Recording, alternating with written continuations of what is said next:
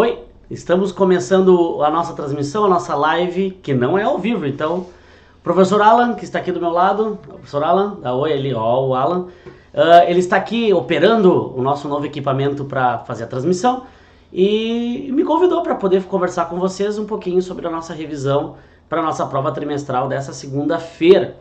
Então, sem perder muito tempo, nosso objetivo aqui, né, é só dar dica básica, colocar um breve roteiro para vocês estudarem para a prova.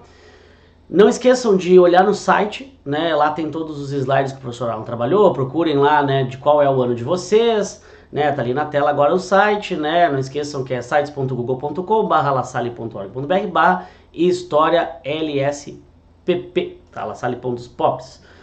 Voltando então, o professor Alan me disse, né, que basicamente nós vamos estar falando aqui sobre o Brasil, né, da vinda da família real até o processo lá de abolição, né, do fim do sistema escravista.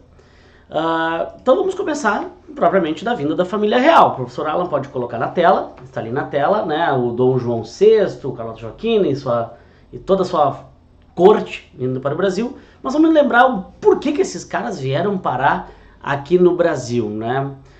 Isso tem muito a ver com as guerras lá na Europa, pouco envolve aqui a gente diretamente, né? Napoleão está num período expansionista, começa a ter conflitos com a Inglaterra e para tentar sacanear a Inglaterra ele instaura o bloqueio continental, né? O bloqueio continental lá em 1806 proíbe que qualquer país faça comércio com a Inglaterra. Portugal, que desde já do início do século XVIII tem tratados, né, tratado de Mitwin, tratado de panos e vinhos, tratados de dependência junto com a Inglaterra, não pode romper com a Inglaterra. Napoleão, então, cumpre a promessa, né, que quem quebrasse o tratado ele iria invadir, e invade Portugal e, quando está nas fronteiras do Brasil, os portugueses dão no pé, vêm para o Brasil, a corte inteira, vem todo mundo para cá, vem a rainha, vem o príncipe regente, o Dom João, vem todo mundo para o Brasil.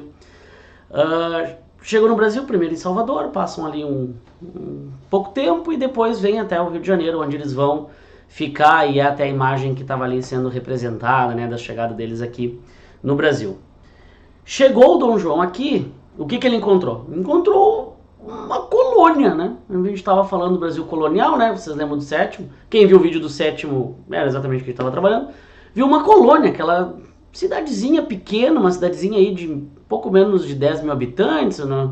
Realmente uma cidade muito pequena. E ele precisava transformar na sede do Império Lusitano. Portugal, não podemos esquecer que tinha territórios, né, em todos os continentes. Tinha na Ásia, tinha na Oceania, na África, na América. E claro, né, tem que ter uma administração, todo um corpo burocrático precisa ser elaborado. Então, tudo que teria em Lisboa, tu agora tem que ter no Rio de Janeiro. Então, coisas bem simples, desde banco, lugar onde tu armazena informações de acervos, biblioteca onde eles possam estudar e ter informações, criação de imprensa, jornais, enfim, gente, um monte de outras transformações para tentar fazer o Rio de Janeiro virar Lisboa, né? Nós temos aqui ocupando, né, essa diferença. E realmente o Rio de Janeiro vai passar por largas transformações a partir de 1808, né? E assim vai continuar durante todo esse período, nós chamamos de período joanino, período ali de regência do Dom João, depois do reinado do Dom João,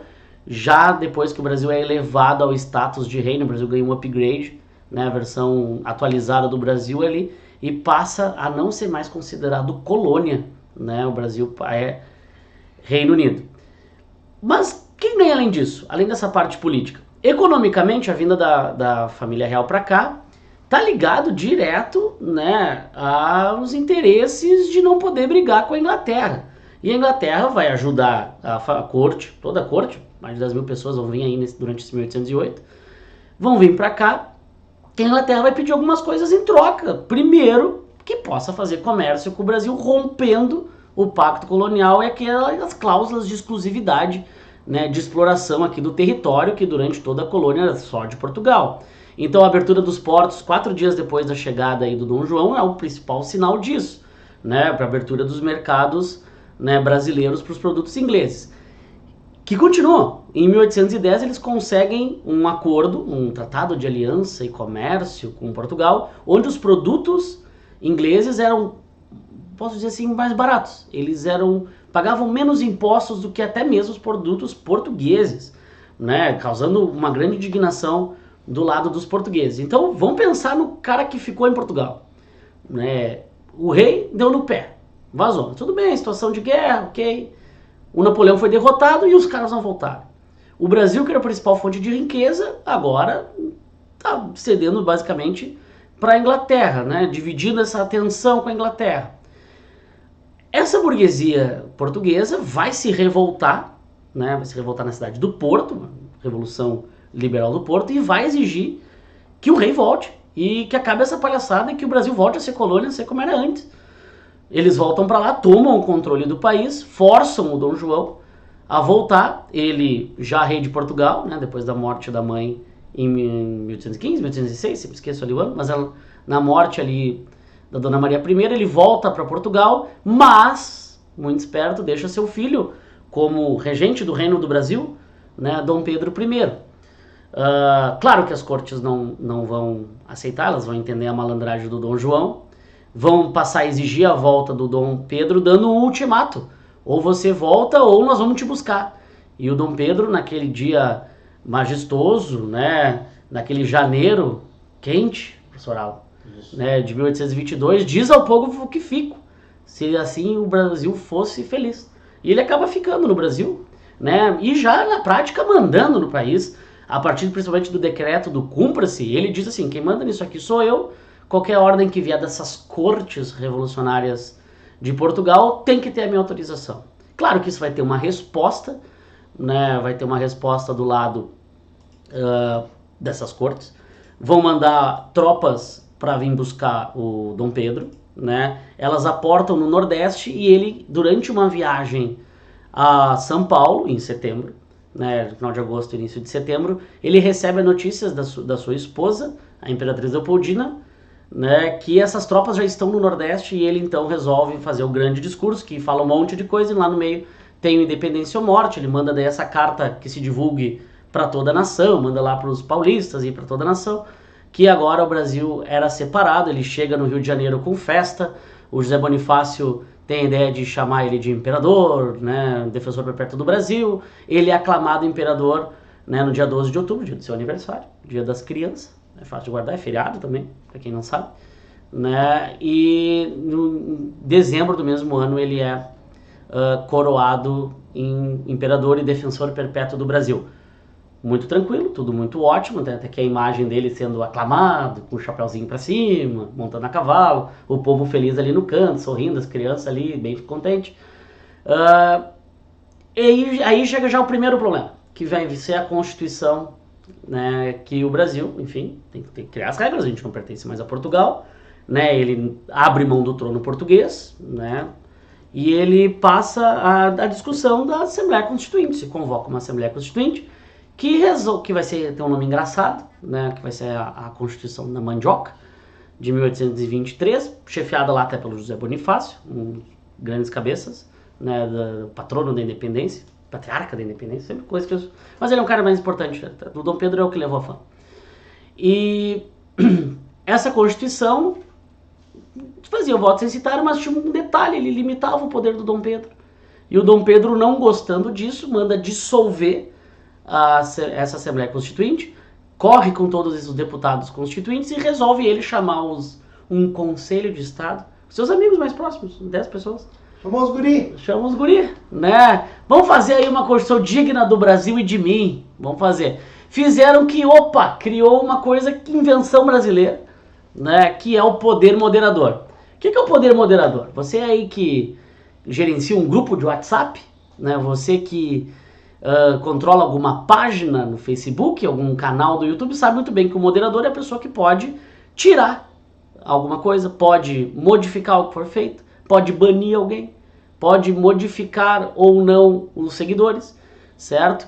E isso é muito poder, gente. Imagina um governante poder modificar a legislação, pode mudar ordens, pode mudar sentenças, pode mexer nos conselhos provinciais. Basicamente ele tem um poder basicamente de muito grande, um poder quase absoluto. Não podemos dizer lá igual ao absolutismo, mas se aproxima muito, embora tivesse uma Constituição que desse para ele esses poderes. Já começa aí o descontentamento.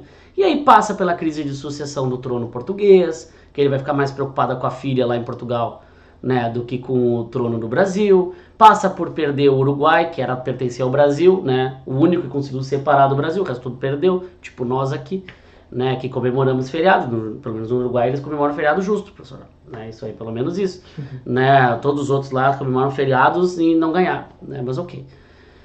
É um período bem controverso, onde vai se acirrando, ele mais se aproximando de Portugal do que dos brasileiros, e se agrava depois da morte de um jornalista italiano por 4 homens alemães, de uma forma meio suspeita, né, prendem e matam Líbero Badaró, esse jornalista, né, em São Paulo, e ele vira um grande símbolo, e aí quando, né, Dom Pedro sai em viagem, ninguém vai receber o imperador, né? E pelo contrário, o pessoal bota faixas pretas na frente, né, em sinal de luto ao Líbero Badaró. Ele volta ao Rio de Janeiro, né, envergonhado de ter feito coisas horríveis, podemos dizer assim, né, de ter sido maltratado pelo povo do interior. Ele é recebido por festa pelos portugueses da cidade do Rio de Janeiro. E a galera vendo que estão comemorando esse cara, né, comemorando, quebra o pau, né, começa aquela xingamento, sai daqui, voa uma garrafa, ponto, né, garrafada, um monte de gente presa, um monte de ferida, e aí piora a situação, né, e aí ele perde totalmente o controle, ele manda demitir os portugueses, contrata brasileiro, demite brasileiro, contrata português, ele fica ali até que fica uma situação insustentável, e aí ele acaba abdicando do trono, né, ele consegue pelo menos, né, manter assim dentro da família o trono, mas ele abdica, né, no 7 de abril de 1831 ele abdica do trono em honra de seu filho, né, o Pedrinho, né, o futuro Pedrinho II, né, que vai ficar sob a tutela do agora recém-amigo, né, que tinha feito brigado, que era o José Bonifácio, que tinha brigado com o José Bonifácio lá atrás na Constituição de 23, agora faz as pazes, bota ele na tutela, né, o Pedrinho do José Bonifácio, e aí começa esse período aí onde o imperador tem 5 anos de idade, o imperador menino, né, um período que nós chamamos de período regencial, que vão se suceder diferentes pessoas, né, uma época 3 vão dividir, depois vai para 1, né, vão ficar trocando as regências, para tentar administrar o país enquanto, né, o imperador ainda é considerado menor de idade. Aproveitando a fragilidade e esse acirramento dentro, né, desse grande império brasileiro, né, vamos pensar que a América Espanhola, né, se pulverizou em diferentes países, aqui o Brasil continuou unido, né, dentro do mesmo império, né, o Império Português na América se transforma num único país. Tem diferentes movimentos separatistas, nós temos o nosso aqui, né, a Guerra dos Farrapos, né, onde a elite aqui estancieira gaúcha tenta se separar por questões de tarifas do charque e algumas outras questões. Essa luta vai durar 10 anos, não tem sucesso, né, sabemos disso, mas comemoramos e ganhamos um feriado aí no dia 20, tá chegando, né, todo mundo vai gostar de, né, enfim, ficar em casa curtindo o feriadão, né, aproveitar que é feriadão dos poucos que a gente vai ter nesse ano, né, então eu tenho que aproveitar esse fato. Também temos outras revoltas, temos revoltas de escravos no mesmo ano, em 1835, a revolta dos malês, a balaiada, a sabinada, a cabanagem, enfim, revejam lá os slides do professor Alan para fazer lá uma boa retomada aí de cada uma delas, né, que enfim são muito parecidas, alguma é mais motivada pela elite, outra pelas camadas mais populares, enfim, mas nenhuma delas, né, tem sucesso, né, e ela é, enfim, esse momento ali é rompido, né, com um golpe em 1840, que eles resolvem antecipar a maioridade do Dom Pedrinho, né, de 18 para 14 anos, para que ele assim pudesse ser coroado imperador e tentasse dar ordem para o país. Né? Faz até meio sentido, se tá um caos porque não tem imperador, vamos botar a coroa na cabeça de alguém de uma vez, que o negócio deve se estabilizar. E o incrível é que isso até que deu certo, né? Não só por esse motivo, mas isso teve um bom sucesso. E o período do segundo reinado, então, é um período de grande até estabilidade.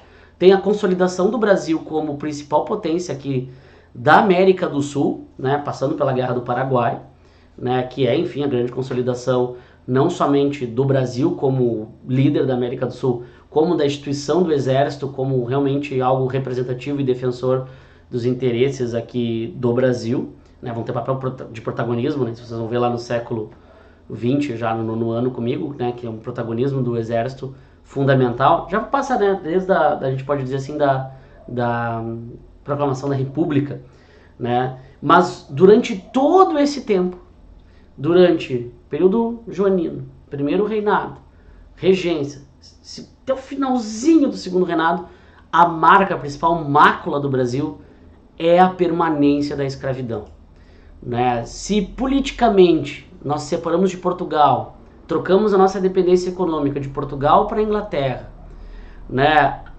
Socialmente teve pouquíssimas mudanças, pode dizer até que nada de mudança, né? Então a situação dos milhões de escravizados trazidos, dos cativos, trazidos da África para o Brasil. E a permanência, geração após geração, é a principal mácula que traz consequências no Brasil até hoje. Claro que teve pessoas com ideais abolicionistas, né, pessoas que defendiam a abolição desde a proclamação da Declaração de Independência, né, mas não foi nenhum movimento que tornou grande escala, pelo menos até a segunda metade do século XIX.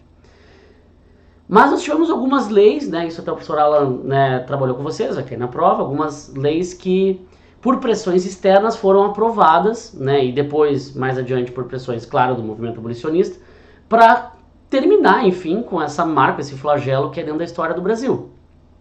Nós temos em 1850 a Lei Eusébio de Queiroz, que termina o tráfico de escravos, né, transatlântico, ou seja, não vem novos escravos da África para o Brasil.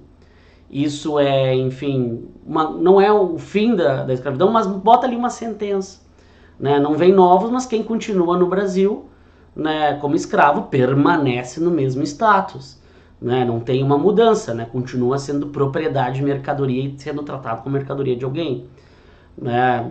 Passam-se 20 anos, né? E aí, em 1871, também assinado pela princesa Isabel, temos a Lei do Ventre Livre, onde, né, nascidos, né, a partir daquela data não seriam mais considerados escravizados, não pertenceriam mais a ninguém. Muda muito a situação? Não, porque um bebê e uma criança continua sendo tratado como escravo, nós temos a permanência do racismo, a permanência dos preconceitos, né, mas não podem mais ser vendidos separados, né, mãe e filho, já temos aí um avanço, né. Passa-se mais uns anos, mais de uma década, até chegar a lei dos sexagenários, que é a mais ridícula de todos, né? A lei que declarava livre, em 1885, quem tivesse mais de 60 anos, né? Mas ridículo, completamente ridículo. Né? Até chegarmos, né, na definitiva, que é a que está aqui da imagem, né? Uma foto da original, que é a Lei Áurea, né? Que é a que declara extinta a escravidão no Brasil. Uma lei muito simples, que tem 2 artigos, declara extinta a escravidão, e qualquer coisa que diga que possa ter escravo está revogado, né? Qualquer coisa que diga o contrário está revogado. Uma lei muito simples, não tem muita margem de interpretação, porque a gente adora tentar achar uma brecha na lei nesse país, impressionante, né? Bom, a pergunta que fica, e eu acho que é aí que vocês têm que exercitar, porque vai ter algumas questões dissertativas, se vocês são espertos, vocês sabem que, enfim, eu estou fazendo isso aqui em cima da prova, né? Né? Enfim, o professor Alan já explicou isso, né? Exercitem lá, como é que ficou a situação desses, né, ex-escravizados? Melhorou a situação? Se criou um projeto nacional para esses caras, né, para inserir eles na sociedade, criar oportunidades, ou simplesmente dane-se, cada um se faz o que quiser, né? Eu acho que essa é a principal consequência e é importante de estudar essa questão da escravidão e talvez o principal assunto do Brasil do século XIX. Além da independência, da separação política de Portugal, é pensar essa consequência, essa permanência do racismo, essa permanência dos preconceitos no Brasil. Essa discriminação constante que, muito recentemente, tem tentado ser superado, né? Principalmente na última Constituição de 88. Então, gente, acho que basicamente da prova é isso, né? O professor Alan me convidou para falar para vocês, mais uma vez, certo? E então, estudem para a prova, olhem o material no site. É isso aí, gente. Tchau, tchau.